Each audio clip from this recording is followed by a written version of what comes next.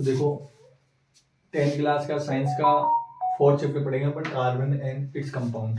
ठीक है, carbon and its compound का मतलब है, देखो कार्बन एक सबसे फ्रेंडली एलिमेंट होता है, मतलब मित्रवत तत्व होता है आवर्त सारणी में, पीरियोडिक टेबल में, इसलिए इसको अलग से ही पढ़ा जाता है।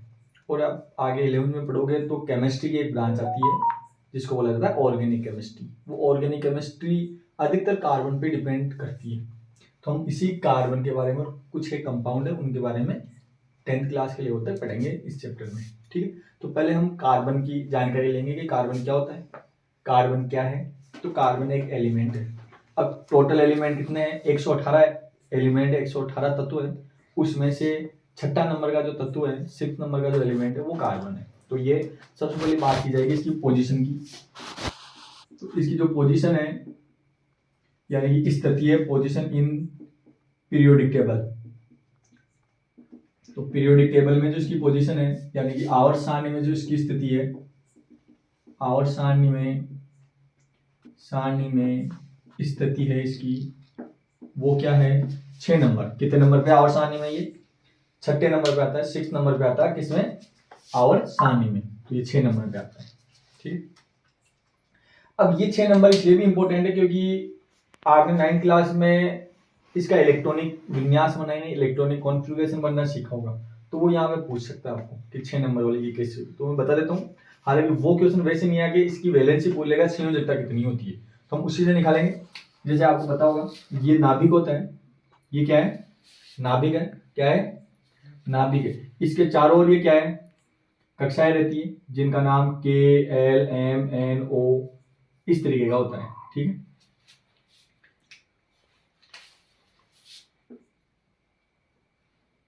ठीक है, इस तरीके से क्लासेस चलती रहती है। ये जैसे K है, ये L है, ये M है, फिर NO ऐसे चलेगी। अब आपने देखा था स्टार्टिंग में 2 एलिमेंट आते हैं। जो K है, K के अंदर कितने एलिमेंट होते हैं, 2 एलिमेंट। K के अंदर कितने एलिमेंट आ सकते हैं, 2। तो इसके अंदर 2, तो 6 एलिमेंट है हमारे पास, यानी 6 इलेक्ट्रॉन है। तो 6 इलेक्ट्रॉनों को कैसे भरेंगे, तो इस पहले वाले में 2 इलेक्ट्रॉन आ सकते हैं, तो 2 इलेक्ट्रॉनों को इस तरीके से, जैसे 1 इलेक्ट्रॉन हो गया, दूसरा इलेक्ट्रॉन हो गया। अब बताइए 6 में से 2 इलेक्ट्रॉन फिल कर दिया हमने पहले वाले में, तो कितने इलेक्ट्रॉन बच गए, 4 बच गए। अब जो L होता है उसमें कितने इलेक्ट्रॉन आ सकते हैं, 8 आ सकते हैं। आपके पास फॉर्मूला था 2n² करके फॉर्मूला था ना, उसके द्वारा आप निकाल भी सकते हो। ठीक है, तो इसमें कितने आ सकते हैं, 8 आ सकते हैं। कितने इलेक्ट्रॉन आ सकते हैं, 8। लेकिन अपने पास ओनली कितने हैं, 4 है, 1 2 3 और ये 4। क्लियर है, इस तरीके से इसका इलेक्ट्रॉन विन्यास बनेगा। आप लोग से 6 इलेक्ट्रॉन क्यों, अगर आवर्त सारणी में 6ठे नंबर पे तो 6 इलेक्ट्रॉन होगा, 10वें नंबर पे होता तो ये 10 इलेक्ट्रॉन होते। इसकी पोजीशन के अकॉर्डिंग जिसमें जितने इलेक्ट्रॉन पाए जाते थे उसको उसी के अकॉर्डिंग आवर्त सारणी यानी पीरियोडिक टेबल में क्या दी गई है, पोजीशन दी गई है। अब मैं बात करूं इसकी संयोजकता की, किसकी बात की जाएगी, इसकी संयोजकता कितनी होती है। तो इसकी संयोजकता इंग्लिश में बोलेंगे क्या, वैलेंसी।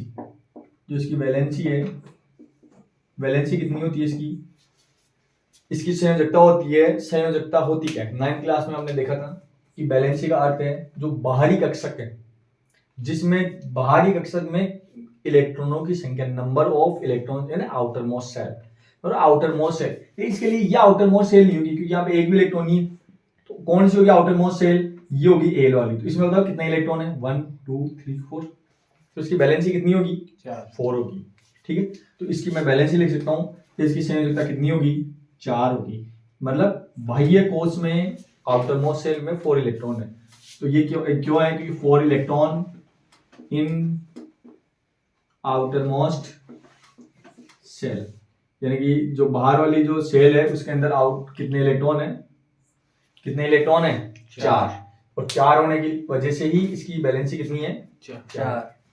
अब देखिए इसकी वैलेंसी को +4 और -4 दोनों तरीके से लिखा जा सकता है। यानी इसकी जो वैलेंसी होगी, इसकी वैलेंसी को आप +4 भी लिख सकते हो और आप -4 भी लिख सकते हो। अब दोनों का क्या मीनिंग है, दोनों का मीनिंग देखेंगे कि +4 और -4 का क्या मतलब है।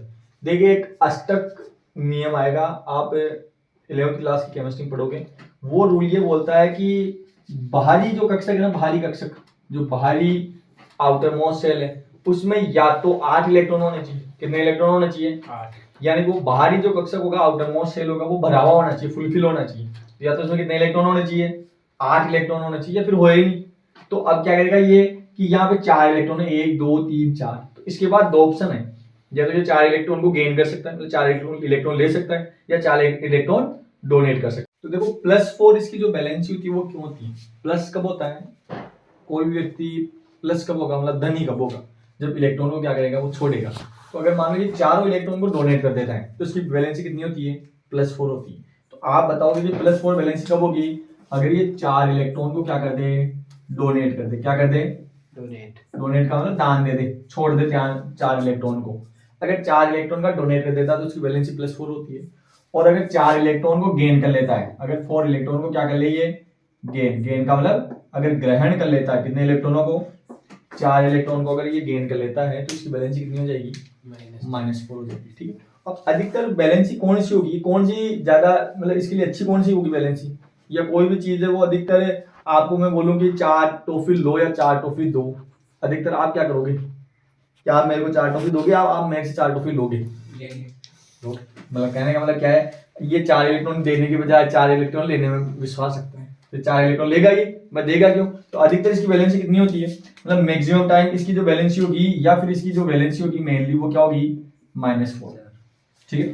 तो आपको बोला जाए कि इसकी वैलेंसी कितनी होती है, -4 होती है। अब अगर सर वैलेंसी का क्या काम है, तो जो ये बॉन्ड बनाएंगे ना, वो बॉन्ड वैलेंसी के अकॉर्डिंग बनाएंगे। जिसकी 4 वैलेंसी है वो 4 बॉन्ड बना सकता है मैक्सिमम। कितने बॉन्ड, 4। जिसकी 5 है वो 5। तो यानी बैलेंसी के अकॉर्डिंग क्या बनाएगा, वो बॉन्ड बनाएगा। कैसे, अब देखो बैलेंसी के अकॉर्डिंग इसके बॉन्ड बन सकते हैं, कोई अदर कंपाउंड होगा, अदर कोई एलिमेंट है, तो उसके साथ कैसे कैसे जुड़ सकता है। तो देखिए पहले इस बैलेंसी के अकॉर्डिंग ही है, जैसे पहला है सिंगल वैलेंट के अकॉर्डिंग देखा जाएगा, यानी सिंगल वैलेंट में, यानी सिंगल बॉन्ड में। तो सिंगल बॉन्ड में कैसे देखा जाएगा, यानी कार्बन केवल दूसरे एलिमेंट के साथ सिंगल बॉन्ड बनाएगा। जैसा ये कार्बन है, ये एक H, ये हाइड्रोजन, ये हाइड्रोजन और ये हाइड्रोजन।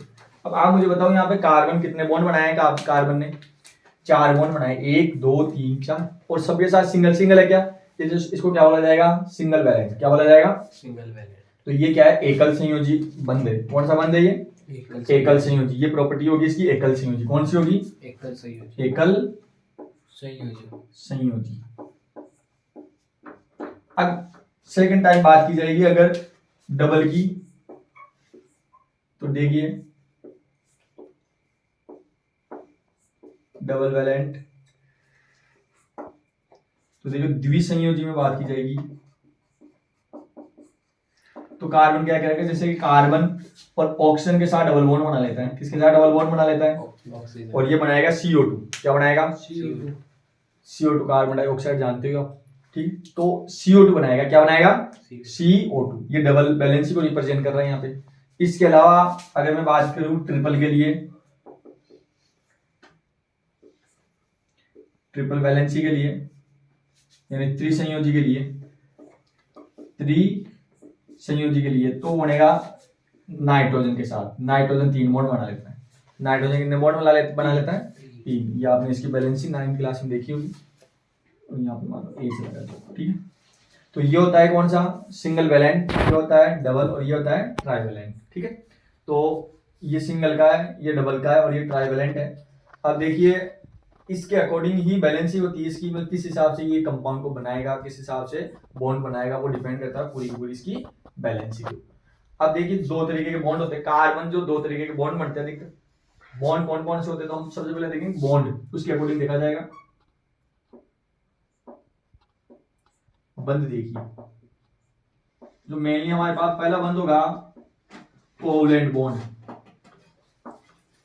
कौन सा बॉन्ड होगा, कोवैलेंट बॉन्ड, यानी सहसंयोजी बंध, सहसंयोजी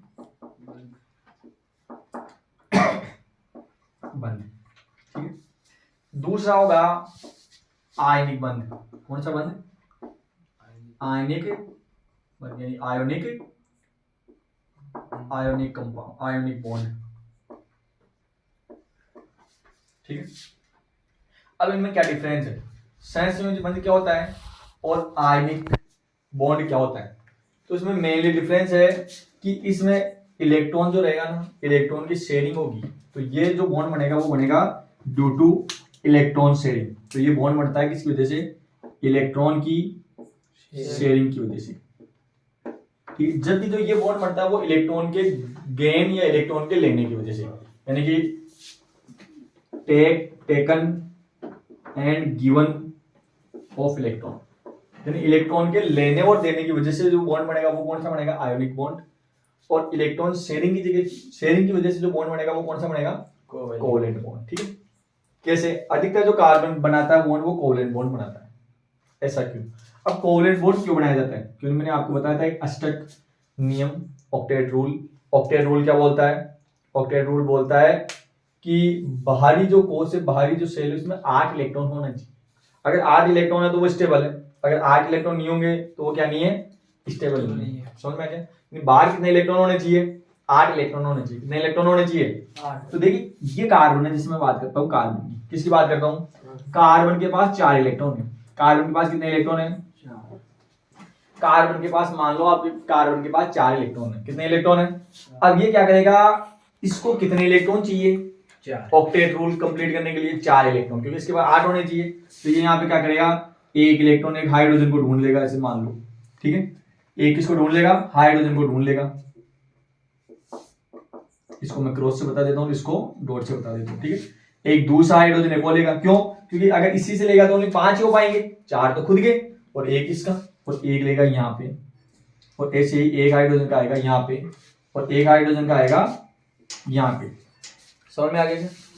एक हाइड्रोजन का आएगा यहाँ पे, एक हाइड्रोजन का आएगा यहाँ पे, एक हाइड्रोजन का आएगा यहाँ पे, एक हाइड्रोजन का आएगा यहाँ पे। अब देखिए ये क्या करेगा, ये हाइड्रोजन के पास जाएगा और बोलेगा मेरे को तेरा इलेक्ट्रॉन दे दे, लेकिन ये इसको मना कर देगा, देगा नहीं। तो ये बोला चल दे मत, अपन शेयर कर लेते। क्या कर लेते हैं? शेयर। अगर तेरे को काम में आएगा तो तू ले लेना, मेरे काम में आएगा तो मैं ले लूंगा। यानी तेरे भी पास वो इलेक्ट्रॉन काउंट हो जाएगा, मेरे भी पास वो इलेक्ट्रॉन क्या हो जाएगा, काउंट हो जाएगा। तो जो ये इलेक्ट्रॉन है ये शेयर हो जाता है। ये क्या हो जाता है? शेयर। ये इलेक्ट्रॉन शेयर हो जाता है। अब मैं बताऊं आपको, इसके पास शेयर हो गया ये, और ये इलेक्ट्रॉन क्या होगा, ये हाइड्रोजन के पास भी चला जाता है, तो ये हाइड्रोजन का भी इलेक्ट्रॉन हो गया। It is a part of hydrogen and carbon, दोनों का हो जाता है ये पार्ट। अब आप मुझे बताइए, मैं कार्बन के लिए बात करूंगा तो कार्बन के पास कितने इलेक्ट्रॉन हुए? कार्बन के पास देखो 1 2 3 4 5 6 7 8 इलेक्ट्रॉन हो गए।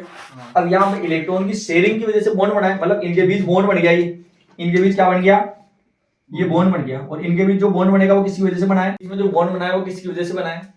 ये बना है इलेक्ट्रॉन की शेयरिंग की वजह से। ठीक है, तो जो इलेक्ट्रॉन की शेयरिंग की वजह से जो बॉन्ड बनता है वो होता है सहसंयोजी बंध, यानी कोवेलेंट बॉन्ड होता है। अब बात की जाएगी आयोनिक बॉन्ड। आयोनिक बॉन्ड में क्या होता है, आपके 3rd चैप्टर में था ये, आपने देखा होगा।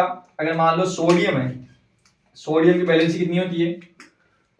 सोडियम की वैलेंसी होती है 1, यानी इसका इलेक्ट्रॉन कॉन्फिगरेशन था 2 8 1। तो ये क्या करेगा, 1 इलेक्ट्रॉन डोनेट कर सकता है। तो Na क्या कर देगा, Na प्लस हो जाएगा और 1 इलेक्ट्रॉन को डोनेट कर देगा। 1 इलेक्ट्रॉन को क्या कर देगा, डोनेट।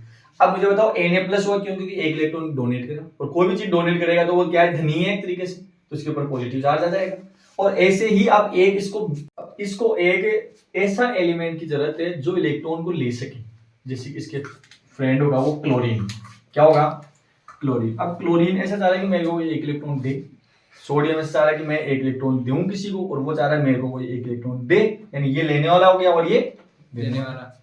इसकी वैलेंसी होती है 2 8 7, 2 8 7। अब आप खुद ही देख लो, इसके बाद इसका ऑक्टेट रूल कंप्लीट करने के लिए चाहिए था कि भाई या तो एक बार कर दे, एक छोड़ दे, या 8 में से 1 इलेक्ट्रॉन है तो 7 इलेक्ट्रॉन ले ले। अब तो 7 इलेक्ट्रॉन कौन देगा, कोई नहीं देगा ना, तो ये 1 इलेक्ट्रॉन छोड़ देता है। अब ये 7 इलेक्ट्रॉन तो ना छोड़ेगा, ये क्या कोशिश करेगा कि 1 इलेक्ट्रॉन मेरे को मिल जाए। तो ये क्या करेगा, 1 इलेक्ट्रॉन को लेगा और 1 इलेक्ट्रॉन लेके Cl- बना देगा। क्या बना लेगा, Cl। और दोनों के दोनों कंपाउंड बनाएंगे, यानी दोनों के दोनों बॉन्ड बनाएंगे, और वो बॉन्ड कौन सा होगा, आयोनिक बॉन्ड। कौन सा बॉन्ड होगा, आयोनिक। तो ये होता है आयोनिक बॉन्ड। कौन सा बॉन्ड होगा, आयोनिक बॉन्ड। आयोनिक बॉन्ड, यानी कि आयोनिक बॉन्ड हो जाएगा ये। तो कहने का मीनिंग क्या है, सहसंयोजी यानी कोवेलेंट बॉन्ड बनता है इलेक्ट्रॉन की शेयरिंग की वजह से, ठीक है, और आयोनिक बॉन्ड बनता है किसकी वजह से, इलेक्ट्रॉन के देने और लेने की वजह से। अब मेनली जो सहसंयोजी बॉन्ड बनता है ना, उसमें एक इलेक्ट्रोनेगेटिविटी पढ़ोगे आप 11th क्लास में, तो जिसमें इलेक्ट्रोनेगेटिविटी का डिफरेंस कम पाया जाता है, या जिनकी साइज में डिफरेंस कम पाया जाता है, उसमें होता है कौन सा बंध, सहसंयोजी बंध। तो जिन एलिमेंट्स की साइज में डिफरेंस कम होता है उसमें सेंसिटिविटी, और जिनकी साइज में डिफरेंस ज्यादा होता है उनका में कौन सा बॉन्ड बनता है, आयोनिक बॉन्ड। तो अधिकतर कार्बन के द्वारा जो बॉन्ड बनाए जाएंगे वो होंगे सेंसिटिविटी बॉन्ड। क्यों? क्योंकि कार्बन क्या करेगा, इलेक्ट्रॉन की शेयरिंग करके ये अपना ऑक्टेट जो रूल है उसको कंप्लीट करेगा। तो समझ में आ गया आपकी